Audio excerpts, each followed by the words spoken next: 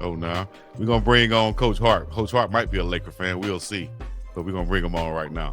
Oh, now, Coach, how you doing? Doing good, baby. No, I ain't no Laker fan, dog. I'm a homegrown Dallas fan. I'm a Mavs fan. So this trade that happened, it just blew my mind. It really blew me. What happened right there, man? I guess I'm a Laker hater because I'll go for anybody who playing against the Lakers. Oh, damn. Well, Yeah, you asked for it. yeah, I know you've been hurt for the last couple of weeks, but it's all Oh good. man, real hurt, Man. sick. No pun intended, saying that you hurt like the other players on the team. Yeah, we thin out there. That's for sure. Yes, sir. Well, you're not thin at the linebacker position. We had some footage from Uncle Neely of you going through your drills right here. We went over it yesterday on Uncle Chico. I'm sure Dukes have many questions for you right here, but Unc and I talked about this in this hand placement right here that you're working on. Can you talk about how important that is and why you're working on this? And I'm sure you'll be working on it, throughout the weeks coming up for spring. Yeah, absolutely. So, what you're seeing right here is the footage is we took the resistance bands, and if you see right here, when you expand your hands out, it makes your elbows come in. And when you're striking a defender or offensive lineman, you always want your elbows to rub right off of your ribs because it puts your hands in the right position with your thumbs up. A lot of times what you'll see, and I'm sure through practice tape, on game tape, sometimes linebackers get a little high and peak, and then their elbows flare out. So now my elbows flare out. Now my thumbs are horizontal, and I can get some injuries here. Plus, I don't have the power and the pop that I want to deliver a blow. So those are the things that we talk about, and that's why we have the wristbands, because if you pull out, then your elbows naturally come in, and it puts you in a great position to strike with power and get a guy off of you so you can shed the block. Block shedding, exactly. Dukes? Coach Hart, every year is a different iteration of your room, but the prevailing factor in a room, any position group, is going to be the identity of the coach.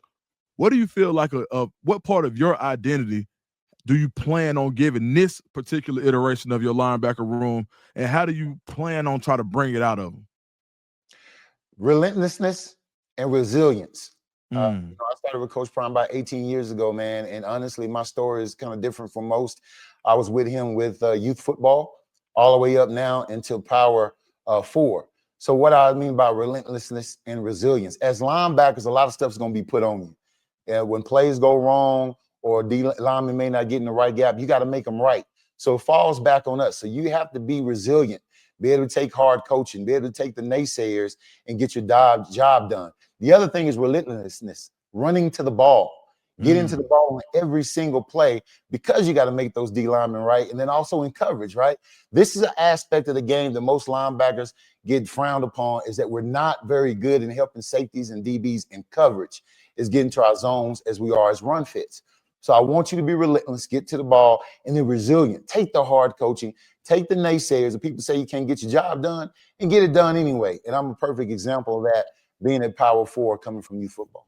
Yes, indeed. You guys did some excellent recruiting, bringing in some guys at the linebacker position with French and Salter and Hughes. Can you talk about what they bring to the linebacker room, and also the guys that's still there, like Jeremiah Brown and stuff, and what they're expected to bring this year? Yeah, so those three guys you talk about that we brought in, they bring athleticism and they bring length. If you see that, that's something we didn't really have last year. We had great instincts and smart linebackers last year, but we didn't have a lot of athleticism and length. And if you watch some of the practices now on some of the blitzes, we're getting home a lot more, and we're creating more one-on-ones. Jeremiah Brown, man, this dude has come on this year like gangbusters. He's there to compete and to win his spot. And I'm telling you, I'm so proud of him for the steps he's been making. And then the communication too. We talk about talking loud, early, and often, and he's been that general on the field. So I got a hard decision to make on who my two guys are going to be. Man, Coach, I had the privilege to go to the combine a couple of weeks ago. I got to talk to a lot of NFL people. And usually when they talk about linebackers, they first talk about athleticism, and secondly, they ask about IQ, or they'll say, can you green dot them? And basically, for those that don't know, that's the microphone that kind of allows the linebacker to be the quarterback on the defense. What do you look for in your quote unquote green dot guy, and how do you and what's like the first trait that you look for in a guy if you say, can I actually green dot them? Okay, great question. So pre-snap understanding. Before the ball snap, are you communicating loud, early, and often? And are you communicating the right things? Do you understand where the tight end is in his location and the back in his location to make sure everyone's lined up the right way? A lot of pre-talk is what I want to see. I'm not so much worried about if you get it right the first time, because that's what practice is for. But are you confident enough to shout it out because you think you're right? And then it's my job to make sure you're right. From that point on, now I know I got a guy who's not scared to voice up and talk, because that same guy will be accountable if he makes a mistake. That's where it starts for me. Most definitely. If we had Uncle Neely here right now, he would have took a shot at me by saying, Chico talks all the time without knowing what the answer is, so don't worry. That's a good one. No, let me see. Can you talk about Coach Petco and what he will bring to that defensive line up front and how they can help out your linebackers this year? Yeah. So Coach Petco, man, has been a great addition. He's got 15 years of experience in the NFL, playing at the highest level and playing with some really great dudes behind him. So his understanding of leverage and how to strike blocks and pad back and to get vertical helps us do our jobs and cleans it up a lot. I'm hoping he brings in some more guys that look like him. I don't know if y'all seen Coach Petco or not, but man, that guy is wide back there, baby. He's wide back there. It ain't nothing what a linebacker loves, a good wide D tackle, because we know he's gonna plug and we're gonna be able to get up and spill overlap or run to the gap with somebody who commands a double team. So I love his energy. He's came in ready to work, and he just wants to win. He doesn't have an ego, and I think he's giving that to his other guys too. Man, let's just play ball together. Most definitely. That's great to hear. And speaking of the D line play, when you talk about linebacker play, you talk about defensively as a whole.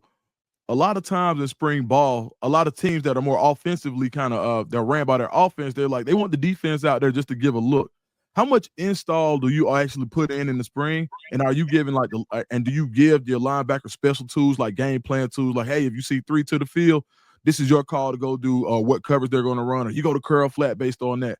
How much specific install are you guys doing this early in the spring? Well, I think Coach Rob does a great job of making sure our foundation is there first before we just start stacking installs on top of installs, and we never get the first 2 right. So we want to make sure that we get it right so much we can't get it wrong. And then we add on top of that the next install, building confidence and able to fly to the ball. To your point about linebackers, what I do, going back to those pre-snap reads, is I give them a toolbox. Things they can use within the defense to get their job done, whether they're in conflict or not. And I want to see if they can use that to make sure they get the job done. Because if they can control what goes on the field with the grass under their feet, that makes them that leader that people will listen to. So I definitely want to give them those tools. Definitely. All right, Coach. Of course, we see the offensive line has Coach Gunnar White there. We got Coach Hageman there, Coach Andre Garrard there. Who are some of the guys that we might not know about that's helping you out coaching the linebackers on the staff? Well, right now it's me and my assistant, Joby, who's my GA. He helps me out. But, we have Adalius Thomas, who played in the league with the Baltimore Ravens. He comes through, man. He's such a great tool to have. He's had some experience in this league. And he's played every position. I mean, if you look at his resume, he's played DN, he's played linebacker, 3 technique, corner. He's been gunner on punt team. So this is a special guy who has a lot of different traits and teaches about leverage and how to play the game in a smart way. Besides that, I also have Coach Hilo, who's here, who coaches our edge guys. He has a resume of coaching linebackers. So we all feed off of each other. And like I tell my guys, there is no utopia in football. No one knows everything. So if you want to be great at your craft, man, soak it up, dog. Learn from people. Take it in and be the best. Don't have an ego about anything like that. It's about the buffs and winning at the end of the day. Most definitely. All right, Coach, I'm gonna put you on the spot right here. I know you got a lot of partners. I don't want to make nobody mad, but I'm gonna put you on the spot. Okay. All right. You're tasked with stopping the greatest show on turf with Coach Marshall Faulk, and they still got the bus. He's the other running back. What 2 linebackers would you take of all time? Don't matter where they played at. What 2 linebackers would you take in order to stop that combination? Oh man, let's see. We're gonna need some energy out there So give me well, that's a good question, dog. I got a lot of partners out there. Man, you gonna have my phone, man. I don't know why y'all do me like this. Let me go right now. I'm gonna go Ray and Patrick Willis. That's what I'm gonna go. I'm gonna go Ray and Patrick Willis. Two dogs, they can fit the run. They understand instinctually where they're gonna be leverage wise, and they can get their job done, and just enough in the pass game for Marshall Faulk a little bit, because I know he want to get out there and run routes on it. So yeah, I'm gonna go with. Nice. All right, Coach. Before we get up out of here, go ahead and give a nice plug to one of the best shows on the Pregame Network. That is The Whistle. Shout out to my guy, Coach Pollock, out of South Georgia. Yeah, man. I'm telling you, man, when you tuning in, dog, if you want to get a little lighthearted, this is for the players and for the fans who may not know a whole lot about football, but want to get into the mind of coaches, man. Tune into The Whistle, dog. You know what I'm saying? We're going to blow a couple flags, show you what a penalty is or two. Then we also going to show you outside of football what we consider flags too. Like these, what they call them, mile high, they really buffalo balls. I'm just going to tell you the truth. Rocky Mountain oysters, that's a flag. Ooh. If any of y'all out there eating Rocky Mountain oysters, those are buffalo balls. Just so y'all know, you get a penalty. Rocky Mountain oysters, buffalo Rocky Mountain oysters. They fooling you, dog. Hear from me first. They are not oysters. They are balls. Bull balls. Okay.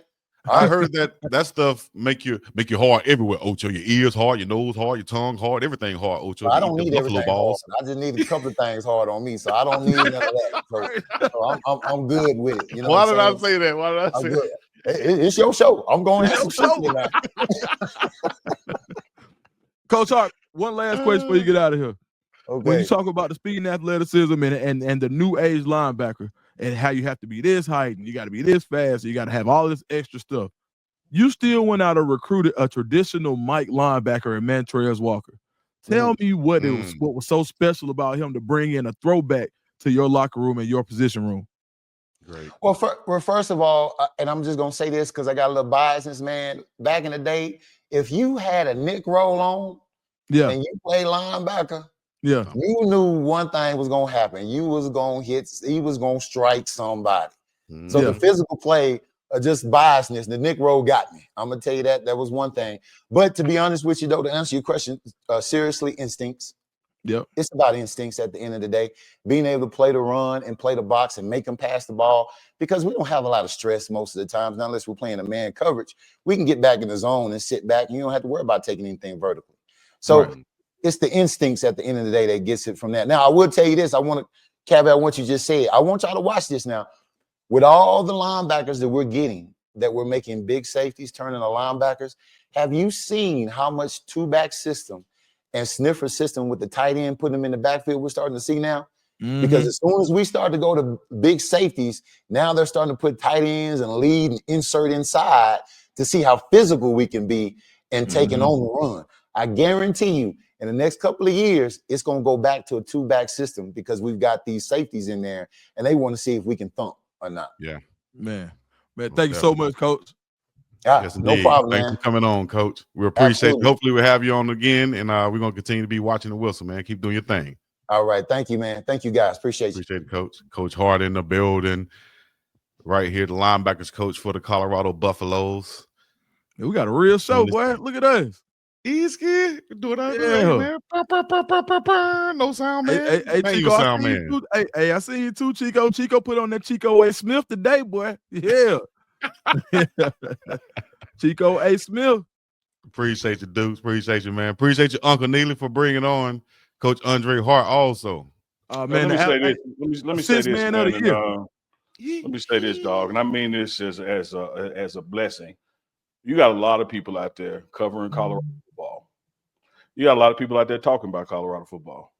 But you ain't got but one network and three guys that could be inside Colorado football and bring you stuff like this from the building, from Coach Prime's recruiting lounge. Go out and get coaches on the show. Coach Prime himself has dropped in, all the way to Deion Sanders Jr. has dropped in. If you don't know by now to rock with the morning run, the short bus be about to pick you up. You ain't got to say nothing else. You ain't got to say nothing else. They'll find out sooner or later. You know, they'll find out sooner or later. We ain't got to say too much. Appreciate that, Nayo. Nate said great interview. Chico and Dukes did their thing. Let's go, fellas. Said, did the sound man get laid off?